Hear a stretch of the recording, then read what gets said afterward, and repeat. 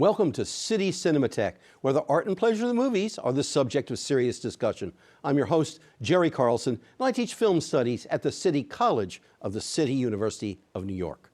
Today, we're part of a series revising neo-realism, and we're looking at the 1964 Italian masterpiece, The Gospel According to St. Matthew, directed by Pier Paolo Pasolini. The Vatican thinks this is the best film ever made about Jesus. And film scholars think it's a great example of neo-realism being applied in a new way. We'll be talking about that and many other things after today's screening. Joining us will be Dean Anthony Tamburri of the Calandra Institute of the City University of New York, a noted expert on Italian and Italian-American film. Now, enter the world of the Gospel of St. Matthew. Welcome back to City Cinematheque. I hope you've enjoyed this extraordinary experience of an extraordinary film that is the story of Jesus. It's a neo-realist masterpiece, and it's many, many other things. We have about 30 minutes to chat about that, and it's an absolute pleasure to welcome back to City Cinematheque a longtime friend of the series, Dean Anthony Tamburri of the Calandra Institute of the City University of New York. He's also the host of Italics here on CUNY TV, so he is no stranger to being on a set. Part of the family. Yeah, part of the family. Exactly. And as if that's not enough, he's a widely published scholar on Italian-American literature and film. Welcome aboard again, Anthony. Thank you. It's a pleasure to be here. And it seems we're always here about neo-realists because we've spoken about Accattoni before. We've spoken about Umberto D. Yeah. So it's a good period to discuss. Yeah, absolutely. So I'm framing this as revising neo-realism because, in a certain sense, treating Jesus in a neo-realist aesthetic is perhaps not obvious. It's not the first move some people would make. So let's just start with that and do us some reminders about what is neo-realism, sure. How revolutionary is it, and then how do we get from those foundational texts to something almost 20 years later. So neo-realism is born as a literary movement just before World War II, late 30s. We have some writers who are dealing with the problems, the trials and tribulations of everyday life of the so-called working class and things of that sort. And so we have people like Cesare Pavese, a little bit Italo Calvino at the beginning, although he becomes a much more theoretical type writer, and Elio Vittorini. These are three of the sort of bigger names of neo-realism. And then, of course, we have the onset of cinema, and Roma Città Aperta, Rome Open City, is the sort of classic of neo-realism, dealing with the trials and tribulations of after the war, dealing again with the working class, and there, of course, we have also the occupation, the German occupation.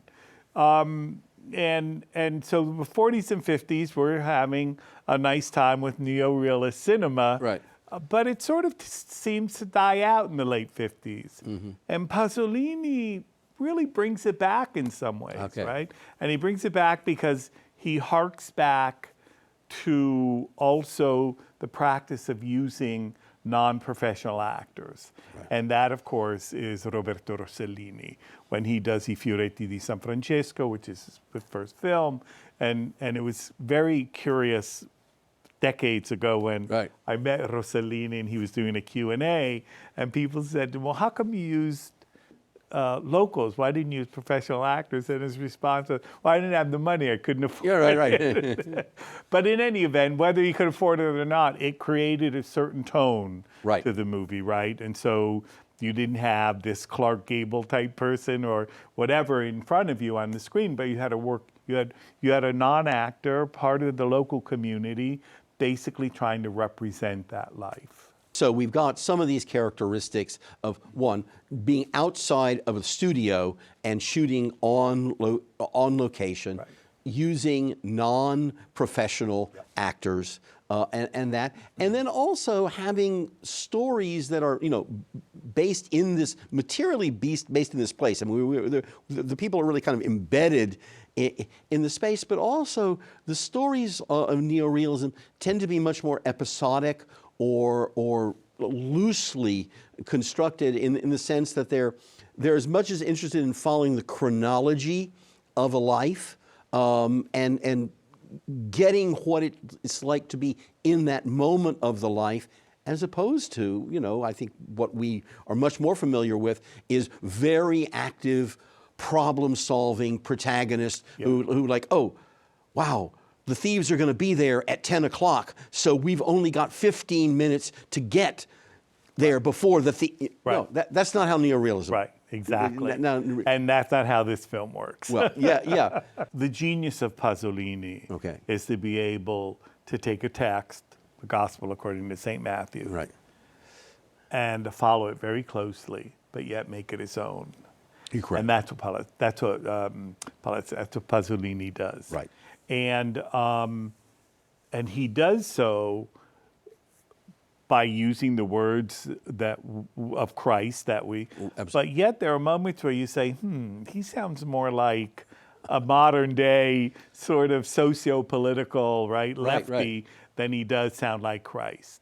And I think it's one of the criticisms of the film was that indeed he did sound too contemporary at one point, even though it's the words of Christ, whatever, but it was the tone that the actor took on. And we've spoken about this off camera. Well, speak about it now, sir. Who the actor is. And the actor is, of course, this 19-year-old anti-fascist guy from Spain who's involved in an anti-fascist movement, who comes to Italy looking for help for his political movement and ends up meeting Pasolini just by chance, and Pasolini casts him for the film. Yeah. And it was his first of about, I think, a half a dozen films that Enrique did. And he's this one. The other thing is, the American spectator, when they think about Jesus Christ, whatever, they think of some good-looking guy with long hair. It's got a nice trimmed beard. He's usually, his hair might even be a little bit brown, if not with blonde streaks in it, et cetera, right? All Hollywood up, et cetera. This guy instead is not. His hair is dark black. But there is one thing that I've noticed. He's almost coiffed. Whereas all the other actors are not, all the other men are not. If you notice that, no, he's a very handsome 19, and his hair is very much in place. Right. One should always remember that neorealism is an aesthetic, and it has a relationship with reality, but it is not a duplication of reality. It is a particular treatment of reality, not just unfiltered capturing of it. So that fact that his single shots, because there are many people who get single shots in the film. We can come back to that. Yeah. That they stand out, and then that's also part of the fact that Pasolini is making a film in which he has grown up. He is not a believer himself.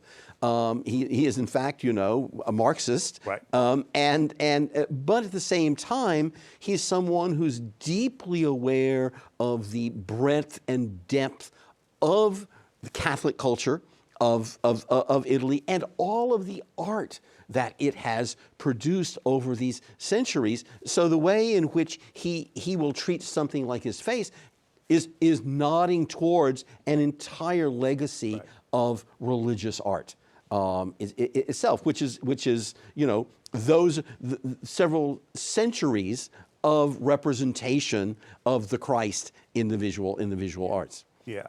When the film came out, some, of course, accused him of abusing the story of Christ, of making him more of a quote unquote Marxist, as you said, right? And he professed to being not an atheist but an agnostic. Oh, yeah. And this is very interesting, right? Because he doesn't say, no, I just took this as a tool to do my quote unquote social Marxist message. Right. But instead, as a spectator, we look and we're, this is Christ, okay, But then there are moments when the tone changes a little bit. He does do that. The tone changes a little bit. And you go, and he was sort of criticized for that. On the other hand, the Catholic newspapers, 2 Catholic newspapers, liked it. And they said it was more religious than Marxist. Well, and that was the other thing. And historically now, we're talking about a film 60 years later, it has been embraced by the Vatican, and it is universally recommended as if you're going to choose, because obviously in motion pictures, in our 25 years or so motion pictures, a subgenre is an ample subgenre is Jesus movies. Right. And this movie, its distinctiveness, sets it apart, so it's compatible with the actual doctrinal recommendations, which is also very interesting because, as some people have argued, Pasolini did not like the fact that around the world it was named the Gospel according to Saint Matthew, because in the Italian it's the Gospel according to Matthew, which is his way of saying, wait, this is Matthew's version, not necessarily as it's been canonized as one of the 4 Gospels. It's a standalone version that I'm going to use as this platform that is actually compatible with my politics. For me, there's not a conflict between whether I believe this theologically and what I believe the mission of Jesus was as represented in this film. And he gives a hint to a spectator early on, actually before the movie starts, that this is something different, because he dedicates the movie to Giovanni the 23rd. Right. And so we're in the Second Vatican, where the Vatican has been sort of, quote unquote, modernized to some extent. And and that's one of the things about us as spectators, right? We see something, okay, yeah, then we go back and we notice something else. And so when I rewatched this for today, I thought, oh my God, he just dedicated this to Giovanni the 23rd. Okay, now I got to look at this a little bit differently. Absolutely. And again, we are living, in an era in which that itself is now an historical changing of the church, and we've lived through an era in which, people are familiar with the notion of liberation theology. That you have the notion that there is a social justice message here, and that perhaps, according to the interpretation of the people following that line, that's more important than some of the do you believe or you do not. Jesus as the example in this way, and that's one of the threads you follow through this film. There are a number of things that really fascinate me about the film. The other is, so I mentioned Giovanni the 23rd. He has 3 young intellectuals. So among his non-professional actors are 3 friends of his, obviously. 3 young intellectuals of the time that then come up. One becomes a major poet, Alfonso Gatto. One becomes a major prose writer and sort of literary critic, Usar Bazzino. One becomes a great philosopher today that everyone in the United States is quoting, Giorgio Agamben. So he also did that, which I thought was really curious. And then, of course, the other thing that, if you don't know who she is, you see in the credits at the beginning, Susanna Pasolini. Well, Susanna Pasolini was his mother, who plays his mother at the crucifixion. Right. And that was, that's just that you go, oh, okay. That's also because this is a film that is interestingly, for me, supremely unified and also supremely fractured at the same time. It's a paradox because his world building in the film is so impressive, and the fact that he chooses to go on location in southern Italy. So we are not getting, in terms of mise en scène or place, we're not getting that Hollywood reconstruction of Galilee. Right. We're getting a substitute that doesn't exactly look like what Galilee itself looks like, at all, but it looks like something extremely rugged. One can imagine the colonial notion of this, of the Roman presence there, and these are not. There's a prosperous class, etc. But he immerses us in all those ways. Yet at the same time, he's also, dare I say, that the Pasolini film has Brechtian aspects, because he both immerses us in that, and wow, I've never seen Galilee in this way, and the way they're struggling, and they're walking up and down steps, and all of that, and at the same time, there are these distancing marks, which would include the recognition of certain people like this by a certain public, but also means that he uses, and this now becomes, I think, our subject for the next minute or so, he uses music in such an interesting way, because the music is powerfully wed to the images and is conspicuously not from the story world. Right. And it's conspicuously not one soundtrack of music. He has this very large repertoire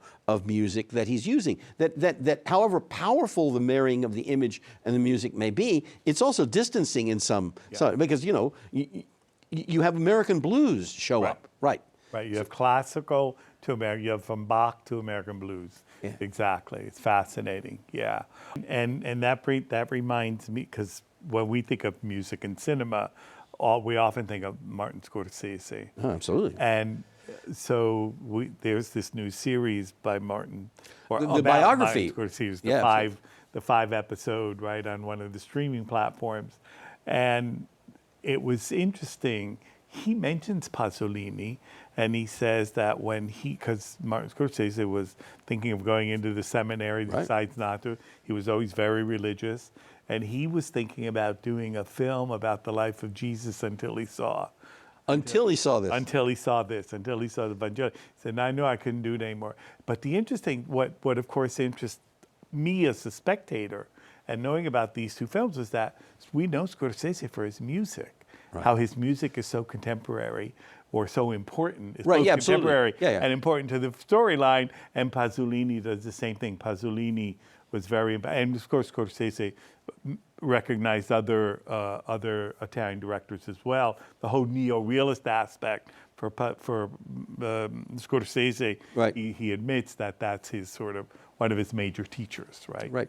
Well, I'll get very very, very specific, because that's, again, I'm going to come back to the fact that neorealism is an aesthetic that makes certain claims about it represents reality, but it is not just a capture of reality. And many of the classic neorealist films do use music very effectively. Some would even say, there's a whole debate about, well, wait a minute, should you get rid of that non-diegetic music? It would be a more authentic realism. But some of the great film, De Sica uses it, et cetera. And one can imagine a Scorsese who sees this really radical but effective pairing of the image and blues and the Congolese mass, the Missa Luba, but it is so seamlessly wed,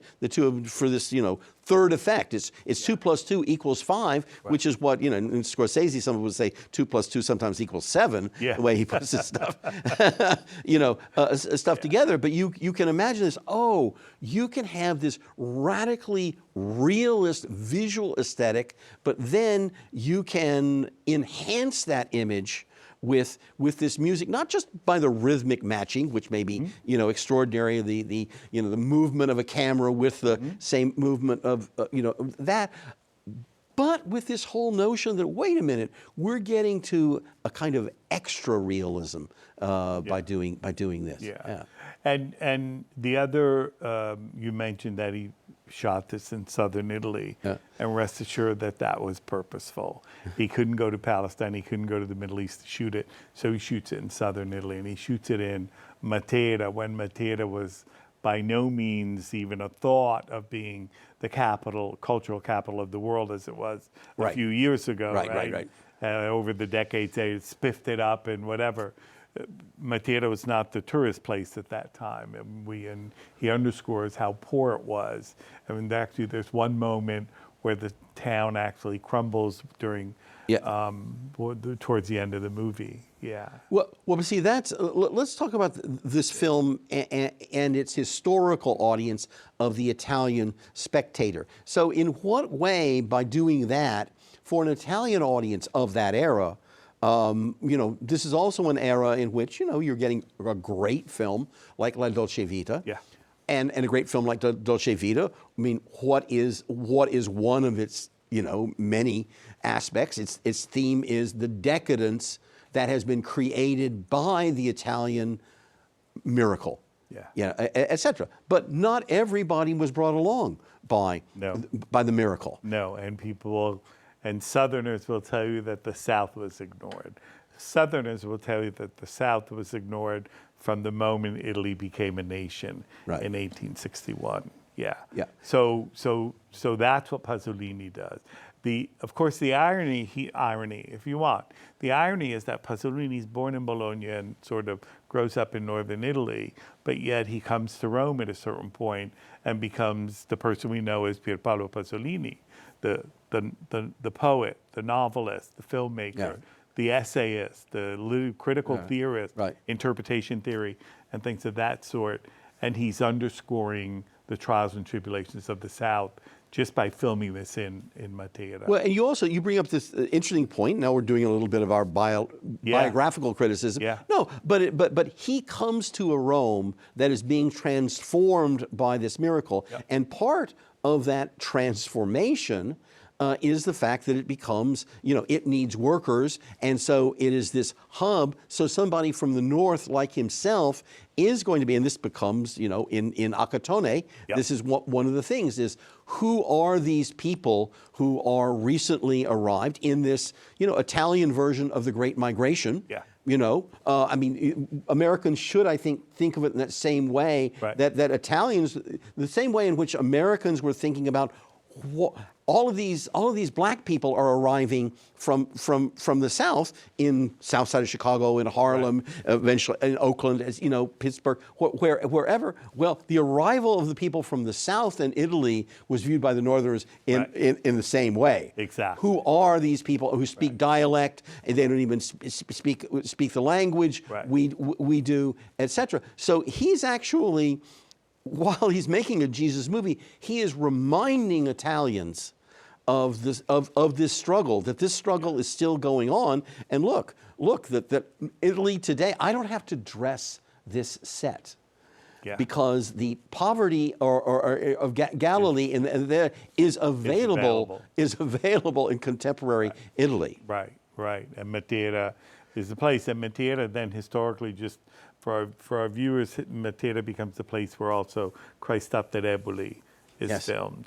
So we have another politically based movie, whatever, Carlo Levi's Christ Up the Eboli being what in Italian in convino, being quote unquote sent away from your hometown. Instead of going to prison, the fascist government would send what would be a political prisoner. They'd send them to some small out of the way town very far from where they lived and grew up. And so Pasolini's, that's in his head. And the other thing is his first pieces of prose are I ragazzi di vita, which is these poor boys. It refers to the boys from the slums of Rome, the borgate, which we would call in English the slums of Rome.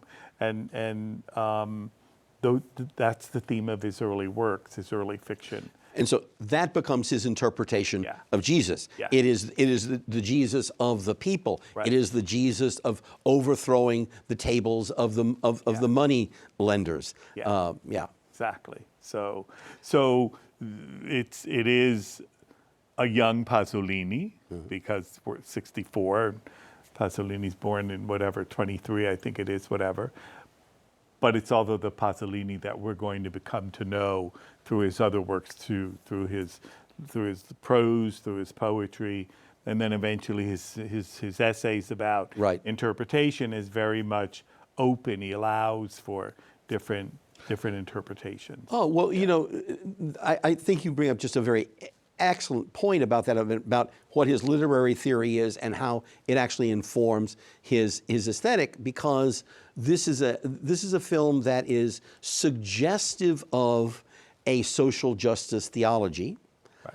But I use the word suggestive because the film is not a strictly didactic piece. She wants to show us a Jesus in action, and then what do we take away from this? And again, like the gospel itself, we have the parables that are left for our interpretation as much as it's left for the interpretation of the disciples. Yeah. So he's creating, and this is one of the reasons he's sympathetic to neo-realism, one of several, because neo-realism tends to be these open texts in that way. Here are these material conditions now. What do you make of this character having to struggle with these particular conditions? Exactly, and he's taking it out of the literary movement, bringing it in the cinema, taking it also from, well, Rossellini is the first to bring it into cinema. He's obviously, I would say he's conversing with, he's dialoguing with Rossellini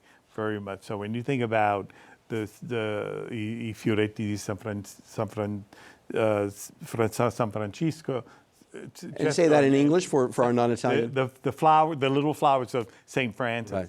And when you think about that set and what Rossellini did in No Professional Actors, and Pasolini does the same thing here.